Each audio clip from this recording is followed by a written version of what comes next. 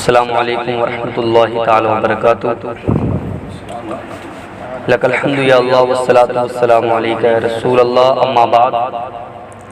فاعوذ باللہ من الشیطان الرجیم، بسم اللہ الرحمن الرحیم۔ قال اللہ تبارک و تعالی فی شان الکریم والفرقان الحمید، وَرَفَعْنَا لَكَ ذِكْرَكَ صدق اللہ العظیم۔ محترم معزز سامعین حضرات، جیسے کہ فی الوقت جو مہینہ چل رہا ہے اور اس سے آنے والا مہینہ بڑا مشہور و معروف مہینہ ہے، اور اس مہینے میں ایک بہت بڑا واقعہ جو پیش آیا، حضرت ابراہیم خلیل اللہ علیہ السلام اور حضرت اسماعیل ذبیح اللہ علیہ السلام کا جو قربانی والا مسئلہ، اور بھی آپ کے چند واقعات پیش آئے ہیں۔ یہاں سے میں ایک واقعہ عرض کرنا یوں چاہتا ہوں کہ دیکھیے، حضرت ابراہیم خلیل اللہ علی نبینا وعلیہ السلام ایک اللہ کے نبی ہیں، اور ساتھ ہی ساتھ اللہ کے خلیل بھی ہیں۔ اللہ نے آپ کو اپنا خلیل بھی جو ہے قرار دیا ہے، اور حضرت ابراہیم خلیل اللہ علی نبینا وعلیہ السلام کی دو بیویاں ہیں۔ ایک بیوی سے بھی کوئی اولاد نہیں، پہلی والی، تو دوسری بیوی جب کرتے ہیں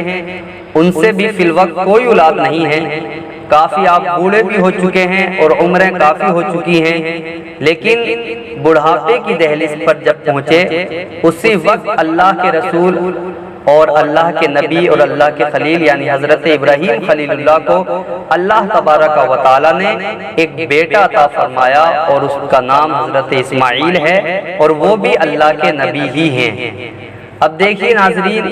دیکھنا کیا ہے کہ اتنی آرزوؤں کے بعد، مدتوں کے بعد، تمناؤں کے بعد، دعاؤں کے بعد اللہ رب العزت نے ایک بڑا اچھا انوکھا نرالا بیٹا عطا فرمایا کہ جو نبی بھی ہے، اور بڑا پیار حضرت ابراہیم خلیل اللہ کو اپنے بیٹے سے ہے۔ لیکن دیکھیے، بتانا یہ چاہتا ہوں کہ اللہ رب العزت نے پھر بھی کس طرح سے اپنے خلیل کو آزمایا، کس طرح ان کا جو ہے جائزہ لیا، کہ اللہ رب العزت نے آپ کے بیٹے اور آپ کی بیوی حضرت حاجرہ کو ایک بیابان جنگل میں چھوڑنے کا جو ہے حکم صادر فرمایا۔ ذرا دیکھیں کہ جو بڑی مدتوں کے بعد بیٹا ملا ہو، آج وہ بیٹا دور ہو رہا ہے ایک باپ سے، اور ابھی بچہ اتنا جو ہے چھوٹا بچہ ہے کہ وہ غذائیں بھی کھانے کے لائق نہیں، بلکہ ابھی تو جو ہے وہ دودھ پینے کی مدت میں چل رہا ہے۔ اب حضرت ابراہیم خلیل اللہ کو حکم ہوتا ہے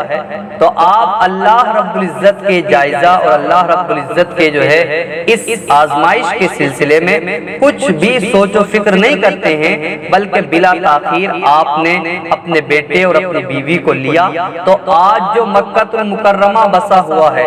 جو آج جہاں پر خانہ کعبہ موجود ہے، آج تو وہ بڑا بہت ہی جو ہے انوکھا شہر ہے، لیکن ان دور میں نہ کوئی شہر تھا، نہ وہاں پر آبادی تھی، بلکہ بیابان جنگل، نہ آس پاس کوئی آبادی، نہ پانی کا انتظام، بالکل جنگل ہی جنگل، سنیاٹا ہی سنیاٹا تھا۔ اسی جو ہے وادی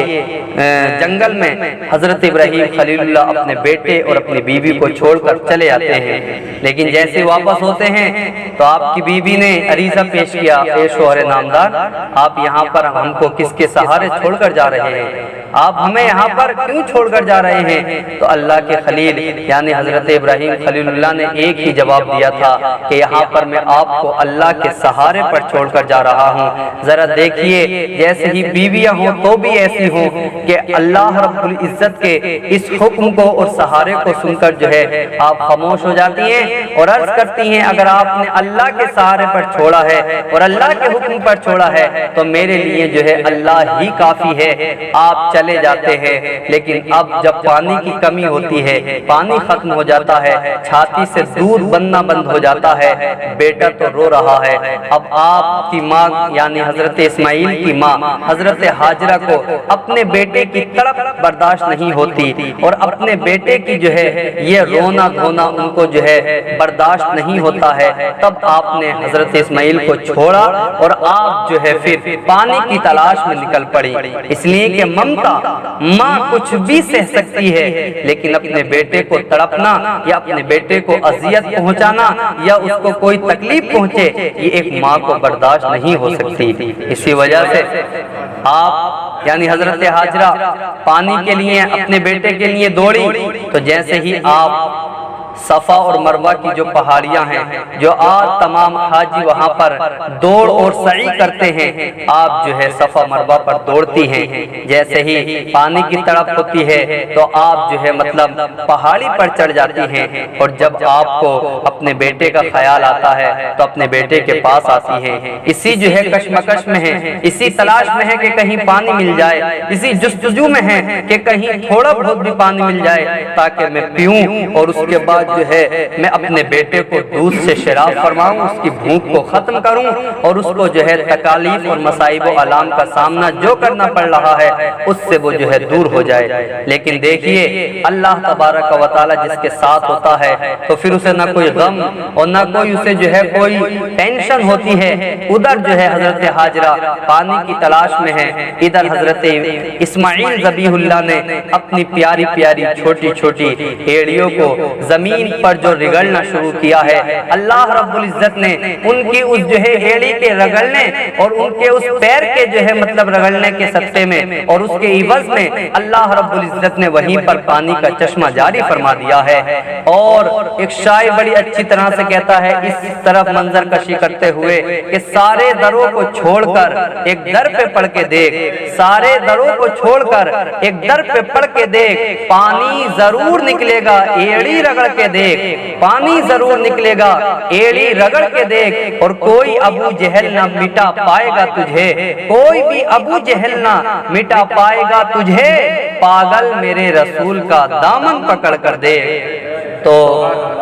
اسی طرح سے حضرت ابراہیم خلیل اللہ نے جو ہے اپنے بیٹے اور اپنی بیوی کو اللہ رب العزت کے سہارے چھوڑا، اور آپ نے یہ دیکھا کہ ایسا اللہ رب العزت کو وہ ان کا دوڑنا اور سعی کرنا پسند آیا کہ قیامت تک کے حاجی لوگوں کے لیے اللہ کے رسول اور اللہ رب العزت نے جو ہے اس سعی کو، اس دوڑنے کو ضروری قرار دیا ہے۔ جب تک حج مکمل ہو ہی نہیں سکتا جب تک سنت ہاجرہ نہ ادا کی جائے، اور وہ ایڑی جو رگڑی گئی تھی وہ کوئی اور عام پانی نہیں ہے بلکہ وہی آب زمزم ہے جو آج لوگ اس کو فخر سے پیتے ہیں، اور پینے والا اپنے اوپر جو ہے رشک کرتا ہے کہ آج مجھے آب زمزم کا پانی میسر ہو گیا ہے۔ تو محترم یہی وہ پانی تھا اور یہی ان کے جو ہے واقعات تھے۔ اسی طرح سے اور بھی حضرت ابراہیم خلیل اللہ علیہ نبینا علیہ الصلوۃ والسلام کے ساتھ بڑی آزمائشیں رہی ہیں، بڑے ان کے ساتھ جو ہے اللہ نے جائزے لیے ہیں، لیکن اللہ کے نبی تھے، اللہ کے دوست تھے، اللہ کے جو ہے حکم پر ہی جو ہے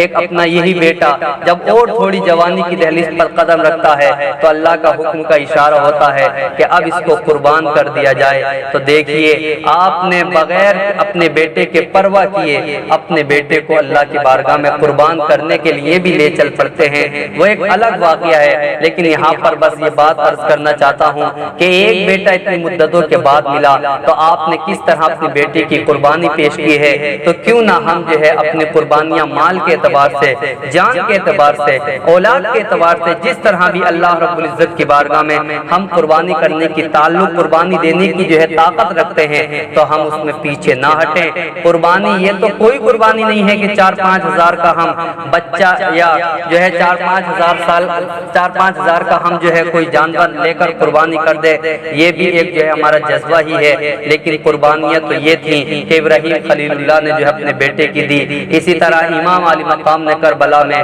اپنے بیٹوں کی، اپنے بھائیوں کی اور اپنے سارے کنبے والوں کی جو قربانیاں دی تھی، حقیقی قربانیاں تو یوں نظر آتی ہیں۔ بہرحال اب میں بھی جو ہے ان واقعات سے یہی سبق حاصل کرنا ہے کہ کس طرح اللہ کے نیک بندوں نے اللہ کی بارگاہ میں قربانیاں پیش کی ہیں۔ ہمیں اب قربانی کا جو ایام آنے والے ہیں اس قربانی میں زیادہ سے زیادہ اپنا بڑھ چڑھ کر حصہ لینا ہے، اور اللہ کے رسول کی بارگاہ میں اور اللہ کی میں زیادہ سے زیادہ خراج عقیدت پیش کرنا ہے تاکہ اللہ رب العزت ہماری قربانیوں کو بھی قبول فرمائے اور ہمیں جو ہے اس پر اجر عظیم عطا فرمائے۔ وما علینا